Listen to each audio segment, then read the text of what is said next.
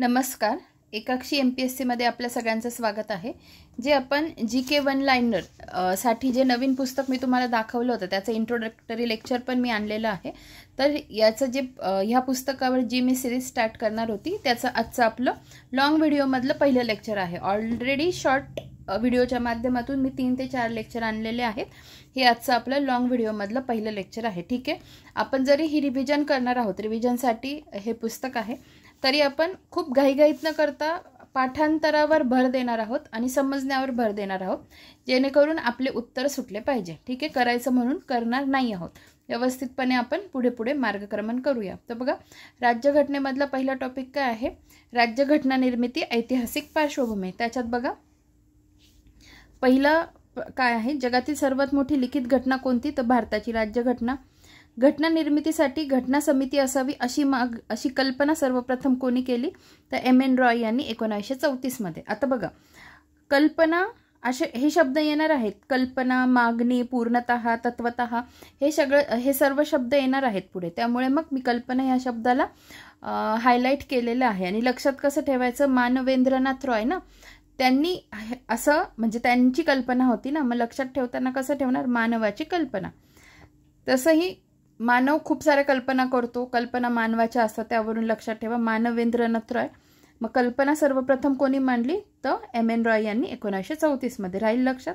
पुढे 1922 मध्ये सर्वप्रथम संविधान सभा असा उल्लेख न करता अशा सभेची मागणी कोणी केली? तर महात्मा गांधी यांनी. महात्मा गांधींचं म आणि मागणीचा म, यावरून तुम्ही म आणि म यावरून लक्षात ठेवणार. 1922 मध्ये सर्वप्रथम संविधान सभा असा उल्लेख न करता अशा सभेची मागणी कोणी केली? महात्मा गांधी यांनी केली. नंतर घटना समिती पूर्णतः भारतीयांची असण्याला कोणी मान्यता दिली? पूर्णतः भारतीयांची असण्याला कोणी मान्यता दिली? क्रिप्स मिशनने दिली 1942. आता लक्षात कसं ठेवणार? क्रिप्सवरून क्रिस्पी म्हणजे काय? कुरकुरीत. मग आपण काय म्हणायचं? मला पूर्ण क्रिस्पी दे. क्रिस्पी एखादा खाद्यपदार्थ असेल तर आपण काय म्हणणार? मला जे पूर्णतः क्रिस्पी असेल, कुरकुरीत असेल ते दे. त्याच्यावरून पूर्णतः शब्द आला तर क्रिप्स मिशन. नंतर 1946 साली स्थापन झालेल्या कॅबिनेट मिशनचे अध्यक्ष कोण होते? कॅबिनेट मिशन ज्यालाच आपण त्रिमंत्री योजना म्हणतो, कोण होते? Lord पॅथिक Lawrence. त्यानंतर संविधान सभेच्या पहिल्या बैठकीला एकूण किती सदस्य हजर होते? तर इथे 207 आहे. आणि ज्ञानदीप अकॅडमीचं आपले संविधान या पुस्तकात 211 सदस्य दिलेले आहेत, 9 महिला सदस्यांसह. पुढे बघा, 1935 साली काँग्रेसने घटना समितीची मागणी मान्य केली. नंतर डॅश यांनी ऑगस्ट घोषणेद्वारे घटना समितीची मागणी किती? तत्वतः मान्य केली. तत्वतः म्हटलं तर काय? Governor general Lord Linlithgow 1940. तत्वतः म्हटलं तर लिनलिथगो. पूर्णतः म्हटलं तर क्रिप्स मिशन. मागणी म्हटलं तर महात्मा गांधी. कल्पना म्हटलं तर M.N. रॉय. असे गोष्टी लक्षात ठेवा. पुढे बघा, घटना समितीची स्थापना करण्यासाठी निवडणुका घेण्याची शिफारस कोणी केली? तर कॅबिनेट मिशनने केली. Cabinet mission 1946. ठीक आहे, लक्षात ठेवा. त्यानंतर कॅबिनेट मिशननुसार घटना समितीची सदस्य संख्या फाळणीपूर्वी किती होती?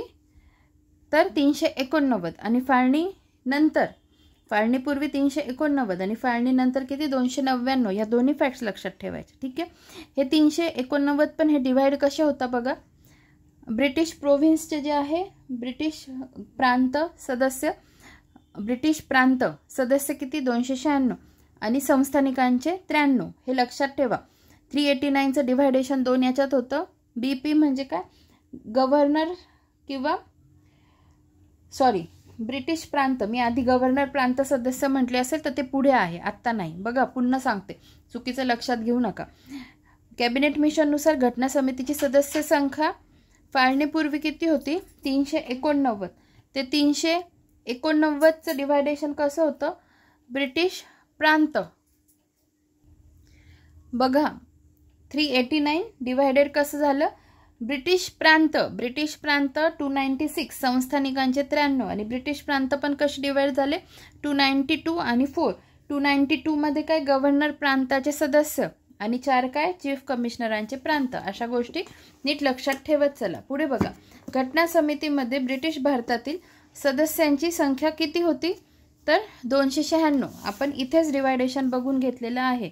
तोच प्रश्न पुढे आहे ह्याच घटकावर, तर म्हणून प्रत्येक गोष्ट नीट बघत चला. घटना समितीमध्ये ब्रिटिश भारतातील सदस्यांची संख्या किती होती? 296. भारतात चीफ कमिशनरांचे प्रांत कोणते होते? 4. एकूण 4 होते. कोणते? दिल्ली, कुर्ग, बलुचिस्तान, अजमेर, मारवाड.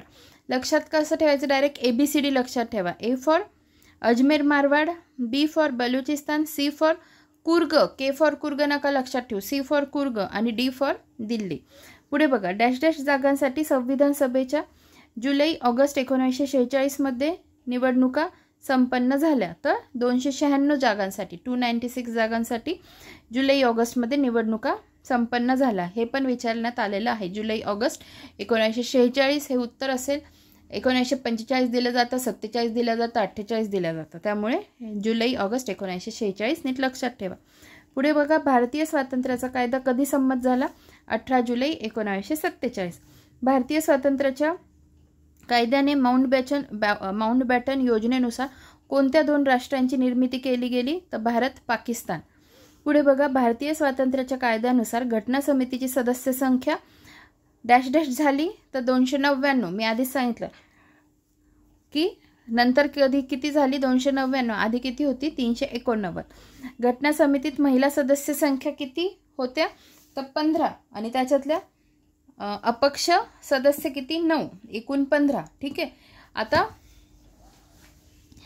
मी ऑलरेडी काय केलेलं आहे, तुम्ही माझ्या यूट्यूब चॅनलवर जाऊन बघितलं, पॉलिटीची प्लेलिस्ट बघितली, त्याच्यात 41 व्हिडिओ मी बनवलेले आहेत. तर त्याच्यात हे बघा, संविधान सभेतील महिला सदस्य हे दिसतंय तुम्हाला. तर हा जो व्हिडिओ 6 मिनिटाचा आहे, याच्यात मी सगळं व्यवस्थित कंप्लीट करून घेतलेलं आहे. त्यांच्याविषयी त्यांचं कोणतं मतदारसंघ होता, या सगळ्या गोष्टी पाठ करून घेतलेल्या आहेत. आणि सोबत तो जुना व्हिडिओ आहे. आणि रिसेंटमध्ये एक चार्ट, याच्यात हे बघा, हे एक माइंड मॅपचं पुस्तक आहे, त्याच्यातून पण मी हे कंप्लीट करून घेतलेलं आहे. असे 2 व्हिडिओ तुम्हाला बघायचे असतील तर तुम्ही बघू शकता.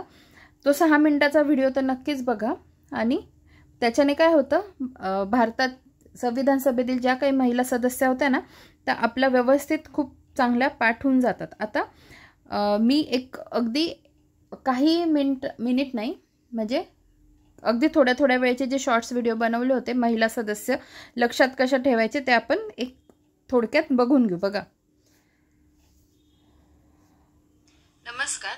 आज आपण संविधान सभेतील ज्या 15 महिला सदस्य होत्या त्यातल्या किती राष्ट्रीय काँग्रेसच्या होत्या आणि किती बिगर राष्ट्रीय काँग्रेसच्या होत्या हे बघणार आहोत. तर संविधान सभेतील ज्या 15 महिला सदस्य होत्या त्यातल्या ज्या 12 होत्या त्या राष्ट्रीय काँग्रेसच्या होत्या, भारतीय राष्ट्रीय काँग्रेसच्या, आणि 3 ज्या होत्या त्या बिगर राष्ट्रीय काँग्रेसच्या होत्या. तर 3 पैकी त्या 3 सदस्यांची नावं आहेत. एक आहे ॲनी मस्करीन, दुसऱ्यांचं नाव आहे बेगम रसूल आणि तिसऱ्यांचं नाव आहे रेणुका रे. ॲनी मस्करीन या त्रावणकोरच्या होत्या, बेगम रसूल या युनायटेड प्रोव्हिन्सच्या होत्या आणि रेणुका रे या बंगालच्या होत्या. ठीक आहे. अशा पद्धतीने आपण आज पहिला पाठ बघितला आहे संविधान सभेतील महिला सदस्यांचा. लवकरच भेटूया पुढच्या पाठ.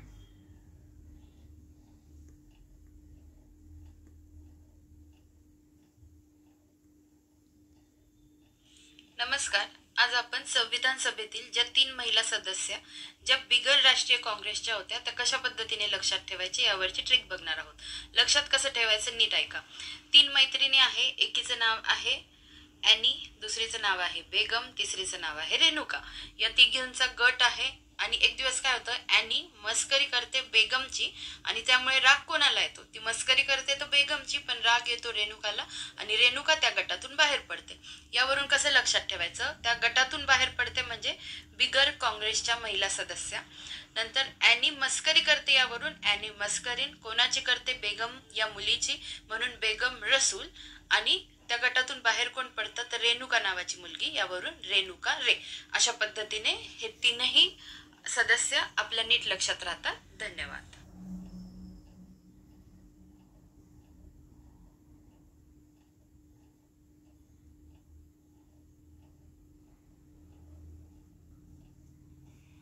नमस्कार, आज आपण युनायटेड प्रोव्हिन्स मतदारसंघ असणाऱ्या 5 महिला सदस्य बघणार आहोत. तर ते कशा पद्धतीने लक्षात ठेवायचं ते बघा की पौर्णिमेचा दिवस असतो, त्यात कमळ उमलतं आणि युनायटेड प्रोव्हिन्स मध्ये किंवा संयुक्त प्रांतात 2 मैत्रिणींचा विजय होतो. त्या 2 मैत्रिणी कोण? तर सुचेता आणि बेगम. लक्षात कसं ठेवायचं बघा. पौर्णिमेचा दिवस असतो वरून पौर्णिमा बॅनर्जी, कमळ उमलतं वरून कमला चौधरी. 2 मैत्रिणी कोणत्या? तर बेगम रसूल आणि सुचेता कृपलानी. त्या नावांवरून हे 2 नावं लक्षात ठेवायचे. विजय होतो म्हणून विजया लक्ष्मी पंडित. आणि कुठे होतो? तर युनायटेड प्रोव्हिन्स मध्ये किंवा संयुक्त प्रांतात. तर अशा पद्धतीने संयुक्त प्रांत असणाऱ्या किंवा मतदारसंघ असणाऱ्या 5 महिला सदस्य आपल्या सहजगत्या पाठ होऊन जातात. धन्यवाद.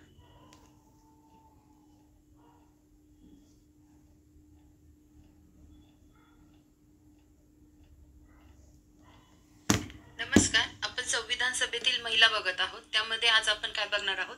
तर मद्रास हा मतदारसंघ कोणाचा होता? तर मद्रास हा मतदारसंघ 3 सदस्यांचा होता. ते 3 सदस्य कसे लक्षात ठेवायचे?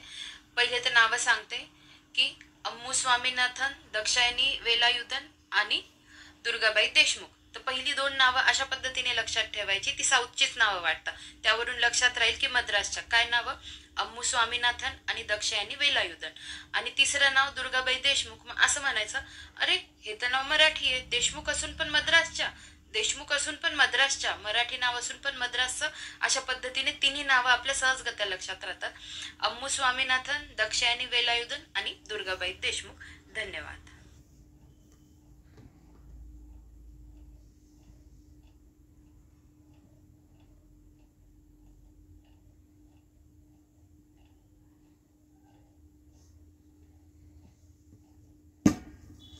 नमस्कार, आपण संविधान सभेतील 15 महिला सदस्य हे काही पार्ट्स मध्ये बघत आहोत. आज हा आपला त्याचा पुढचा भाग आहे. आज आपण बघणार आहोत बंगाल मतदारसंघ असणाऱ्या महिला सदस्य कोण होत्या. तर त्यांची संख्या आहे 2 आणि त्यांची नावं आहे रेणुका रे आणि लीला रे. लक्षात कसं ठेवणार?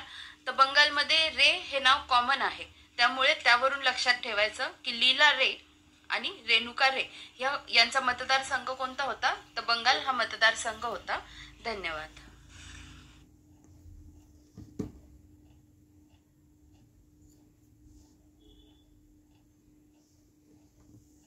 नमस्कार, आपण संविधान सभेतील महिला सदस्य बघत आहोत. यामध्ये आपण बॉम्बे आणि ओडिसा हा मतदारसंघ कोणाचा होता हे ट्रिक्सच्या स्वरूपात बघणार आहोत. बॉम्बे हा मतदारसंघ हंसा मेहता यांचा होता आणि ओडिसा हा मतदारसंघ मालती चौधरी यांचा होता. लक्षात कसं ठेवायचं? तर बॉम्बेचा एक सुंदर हंस आहे. हंस कुठला आहे? तर बॉम्बेचा आहे, त्यावरून बॉम्बेच्या हंसा मेहता. आणि मालती, माळ उडत गेली. माळाला म्हणजे माळ जी गळ्यात घालतो किंवा देवाला आपण हार चढवतो, ती फुलांची माळ असते तशी माळ, त्याला हिंदीत माला म्हणता. बरोबर.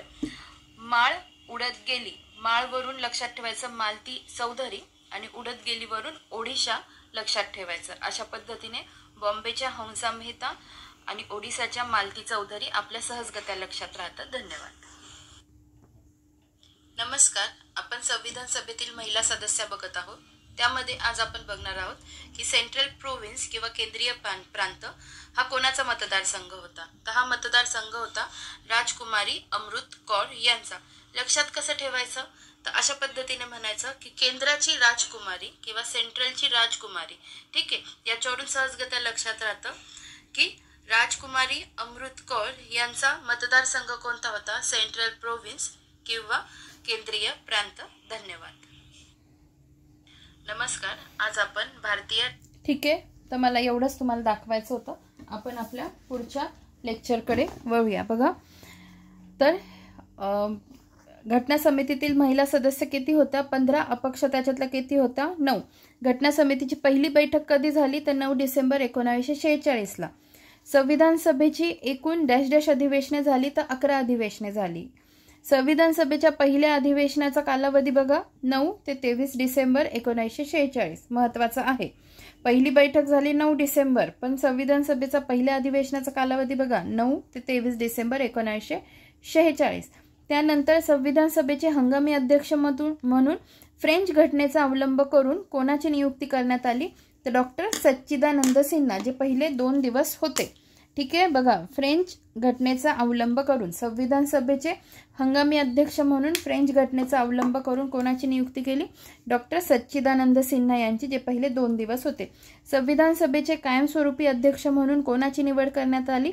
तर डॉक्टर राजेंद्र प्रसाद यांची, 11 डिसेंबर 1946 ला. नंतर घटना समितीचे तात्पुरते उपाध्यक्ष कोण होते? तर फ्रँक अँथोनी. आणि ती घटना समितीचे कायमस्वरूपी उपाध्यक्ष डॅश डॅश होते तर हरेंद्र कुमार मुखर्जी, म्हणजे HC मुखर्जी. बघा, मग हे जे मी आता शेवटच्या 4 ओळी वाचल्या किंवा 4 वन लायनर वाचले तेच हे या चार्टमध्ये दिलेलं आहे. हे लक्षात ठेवा.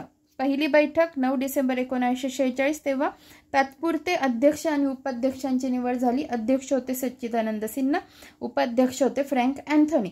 आणि दुसरी बैठक झाली 11 डिसेंबर 1946 ला. त्याच्यात मग कायमस्वरूपी अध्यक्ष आणि उपाध्यक्ष यांची नियुक्ती झालेली आहे. अध्यक्ष होते डॉक्टर राजेंद्र प्रसाद, निवडणुकीने कायमचे अध्यक्ष निवडण्यात आले. आणि उपाध्यक्ष होते हरेंद्र कुमार मुखर्जी, HC मुखर्जी. ठीक आहे. बघा पुढे, कोणाच्या नेतृत्वाखाली मुस्लिम लीगच्या सदस्यांनी पहिल्या अधिवेशनावर बहिष्कार टाकला? तर बॅरिस्टर जिना यांच्या नेतृत्वाखाली. पुढे बघा, घटना समितीचे सल्लागार कोण होते? तर सर BN राव. काय म्हणायचं आपण? काय राव काय भारी सल्ला दिला, सल्ला दिला, काय राव काय खूप भारी सल्ला दिला असं म्हणायचं. घटना समितीचे सल्लागार कोण होते? तर BN राव. बघा ट्रिक्स आहे, ट्रिक्स म्हणजे माझ्या तरी या पद्धतीने लक्षात राहतात. तुम्हाला जर आवडत असतील तर तुम्ही पण नक्कीच लक्षात ठेवत जा, नसतील आवडत तर सोडून देत जा. ठीक आहे. घटना समितीचे सल्लागार कोण होते? BN राव. घटना समितीचे चिन्ह काय होते? तर हत्ती. पंडित नेहरूंनी उद्दिष्टांचा ठराव कधी मांडला? 13 डिसेंबर 1946 ला मांडला. नंतर उद्दिष्टांचा ठराव संमत कधी झाला? तर 22 जानेवारी 1947 ला. बघा, ठराव मांडला कधी आणि संमत कधी झाला या दोन्ही गोष्टी फार महत्त्वाच्या आहे. आणि तसं तुम्ही बघाल ना तर मग मांडला कोणत्या अधिवेशनात? तर पहिल्या अधिवेशनात. आणि संमत कोणत्या अधिवेशनात झाला? तर दुसऱ्या अधिवेशनात. असंही आपण म्हणू शकतो. तुम्हाला कळतंय का नाही मला समजत नाहीये. बघा मी तुम्हाला दाखवते. हे बघा, संविधान सभेची ही सत्रे आहेत जे आपण म्हणतो ना किती अधिवेशने झाली, तर ही 11 अधिवेशने झाली. पहिल्या सत्राचा कालावधी, अधिवेशनाचा कालावधी बघा 9 ते 23 डिसेंबर 1946. दुसऱ्या सत्राचा कालावधी 20 ते 25 जानेवारी 1947. एवढं तर समजलं तुम्हाला. मग इथे काय कळतं तुम्हाला? हे बघा, हा चार्ट बघा आता. उद्दिष्टांचा ठराव मांडला कधी? 13 डिसेंबर 1946 पंडित नेहरूंनी. आणि हे अधिवेशन कोणतं होतं? मग पहिलं अधिवेशन होतं. आणि ठराव संमत कधी झाला? 22 जानेवारी 1947 ला. आणि ते अधिवेशन कोणतं होतं? तर दुसऱ्या क्रमांकाचं. ठीक आहे. पुढे बघा, आपल्या संविधानाचा सरनामा / प्रस्ताविका या ठरावातून घेतलेली आहे. म्हणजेच अप्रत्यक्षपणे सरनामा पंडित नेहरूंनी लिहिला असे म्हणता येईल. ठीक आहे. पुढे बघा, राज्यघटना निर्मितीस किती काळ लागला? तर 2 वर्षे 11 महिने 18 दिवस. डॅश डॅश रोजी राष्ट्रध्वज स्वीकृती करण्यात आली? तर 22 जुलै 1947. 22 जुलैला काय मग? राष्ट्रध्वज दिन किंवा ध्वजदिन, राष्ट्रध्वज दिन नाही, ध्वजदिन. 22 जुलै 1947 रोजी राष्ट्रध्वजाची स्वीकृती करण्यात आली. आणि ते अधिवेशन कितवं होतं? तर ते होतं 4थं अधिवेशन. ठीक आहे. 22 जुलै 1947 रोजी. आणि 22 जुलैला काय मग? तो ध्वजदिन म्हणून साजरा केला जातो. बघा, 22 जुलै इथे तारीख दिसते आणि इथे 22 जानेवारी ही तारीख दिसते. तर मला तुम्हाला त्याच्यावर रिलेटेड एक शॉर्ट व्हिडिओ दाखवायचा आहे ज्याच्याने आपल्याला बऱ्याच गोष्टी लक्षात राहतात. बघा, हा तो व्हिडिओ आहे. नमस्कार. इंडियन पॉलिटी या टॉपिक मधील आज आपण 2 तारखा बघणार आहोत. त्या 2 तारखा आहेत, एक 22 जानेवारी 1947 आणि दुसरी आहे 22 जुलै 1947. या दोघांमध्ये सिमिलॅरिटी काय आहे? तर 22 ही तारीख सेम आहे आणि वर्ष पण सेम आहे. फक्त डिफरन्स काय आहे? त्या महिन्यामध्ये एक जानेवारी महिना आहे आणि एक जुलै महिना आहे. तर 22 जानेवारी 1947 ला काय झालेलं? तर उद्दिष्टांचा ठराव संमत झाला. ठीक आहे. आणि 22 जुलै 1947 ला काय झालं? तर राष्ट्रध्वजाची स्वीकृती झाली. ठीक आहे. उद्दिष्टांचा ठराव जेव्हा स्वीकृत झाला किंवा संमत झाला ते अधिवेशन होतं दुसरं. आणि राष्ट्रध्वजाची स्वीकृती ज्या दिवशी झाली ते अधिवेशन होतं 4थं. तर अशा पद्धतीने खूप साऱ्या गोष्टी आपण एकाच व्हिडिओमध्ये बघितल्या आहेत. धन्यवाद. ठीक आहे. तर ह्या गोष्टी अतिशय महत्त्वाच्या आहेत. बारीक सारीक गोष्टी याच्यातून आपल्याला कळतात. आपण वळूया पुढच्या प्रश्नाकडे. बघा, राष्ट्रध्वजाची रचना कोणी केली? पिंगली व्यंकय्या. भारतीय राष्ट्रध्वजाच्या लांबी व रुंदीचे गुणोत्तर प्रमाण किती आहे? 3:2. संविधान सभेने भारताच्या राष्ट्रकुलाच्या सदस्यत्वाला अनुमोदन केव्हा दिले? मे 1949.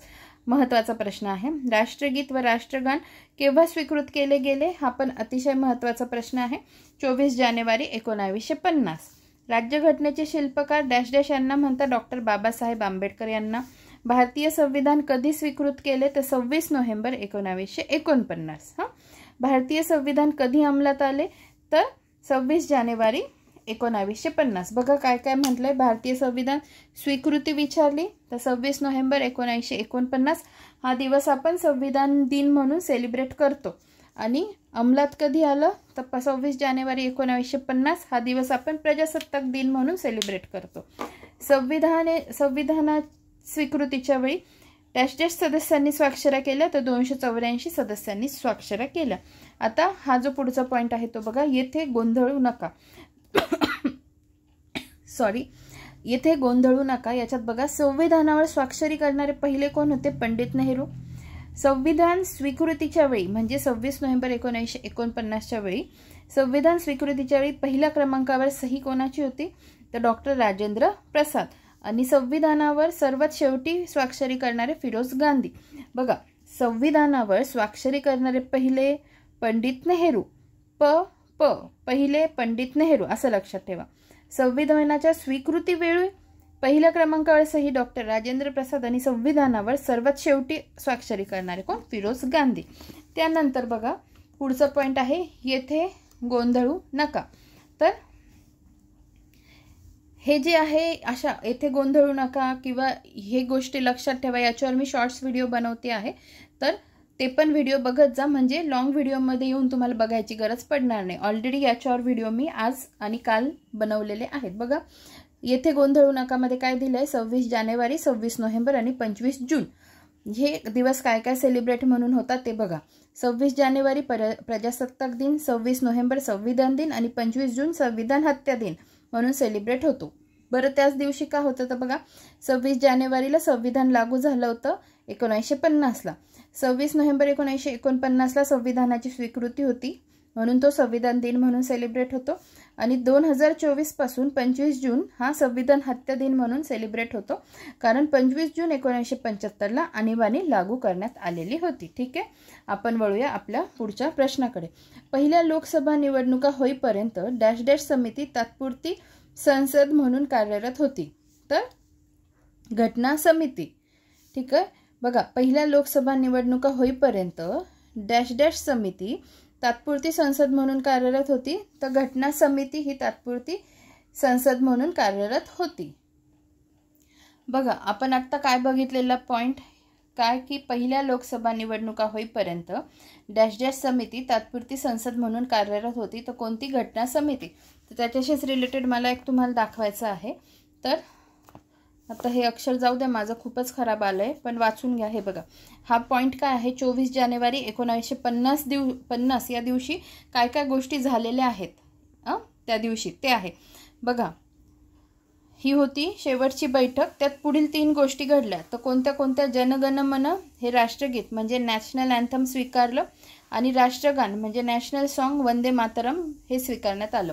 त्याच्यानंतर जानेवारीपासून संविधान सभेलाच निवडणुका होईपर्यंत तात्पुरती किंवा हंगामी संसद म्हणून घोषित करण्यात आलं. हे कधी कितीपर्यंत चाललं? 26 जानेवारी 1950 ते मार्च 1952 पर्यंत.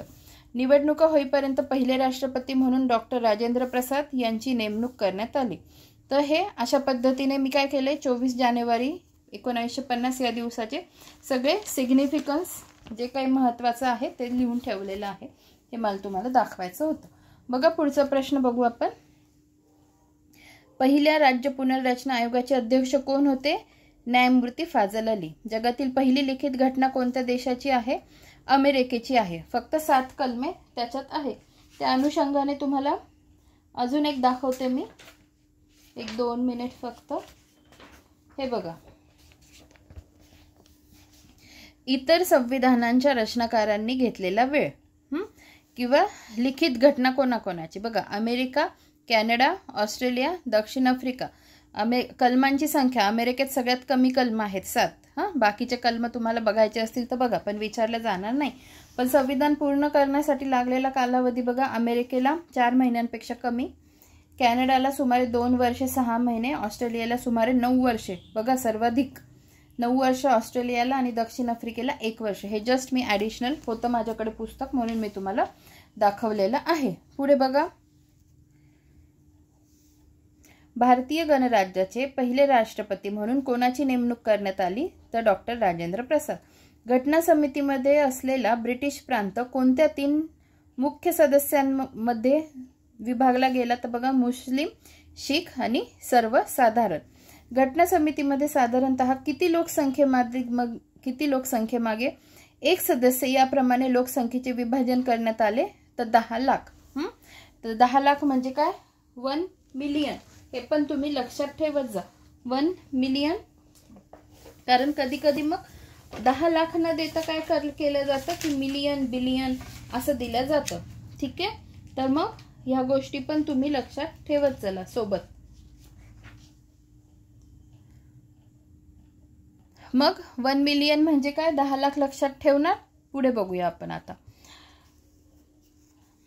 स्वातंत्र्योत्तर भारतातील लोकसभेचे पहिले काय म्हणता येते, उपाध्यक्ष. स्वातंत्र्योत्तर भारतातील लोकसभेचे पहिले उपाध्यक्ष M.A. अय्यंगार. M.A. अय्यंगार हे होते. त्यांच्याविषयी आपण थोडक्यात जरा माहिती बघून घेऊ, 1-2 मिनिट फक्त, कारण कधी कोणती माहिती विचारला जाऊ शकते हे आपण विचार करू शकत नाही. त्यामुळे जे जे आपल्याला बघता येईल ते आपण बघून घ्यायचं असतं. स्वातंत्र्योत्तर भारतातील लोकसभेचे पहिले उपाध्यक्ष कोण होते तर M.A. अय्यंगार. बघा, M.A. अय्यंगार यांच्याविषयी काय लिहिलंय, was the first deputy speaker and the speaker of and then speaker of Lok Sabha. म्हणजे पहिले डेप्युटी स्पीकर लोकसभेचे कोण होते तर M.A. अय्यंगार, आणि नंतर ते स्पीकर पण झाले होते लोकसभेचे. त्याच्यानंतर he also serve as the 5th governor of Bihar. मग ते 5वे गव्हर्नर पण होते बिहार राज्याचे. हे पण एक लक्षात ठेवा. पुढे बघा, केंद्रीय कायदेमंडळाचे पहिले भारतीय अध्यक्ष कोण, कोसले. पण केंद्रीय कायदेमंडळाचे पहिले भारतीय अध्यक्ष विठ्ठलभाई पटेल, 1925. स्वातंत्र्यानंतर भारताचे पहिले गृहमंत्री कोण, सरदार वल्लभभाई पटेल.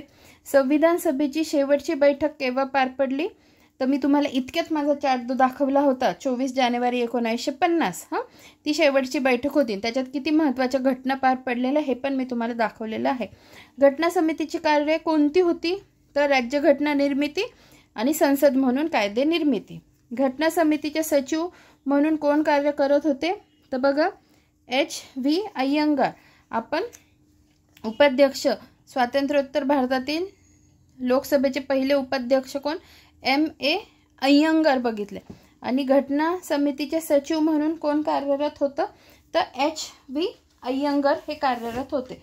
मी तुम्हाला अजून एक चार्ट दाखवते जेणेकरून तुमच्या काही गोष्टी क्लिअर होतील. 1-2 मिनिट फक्त.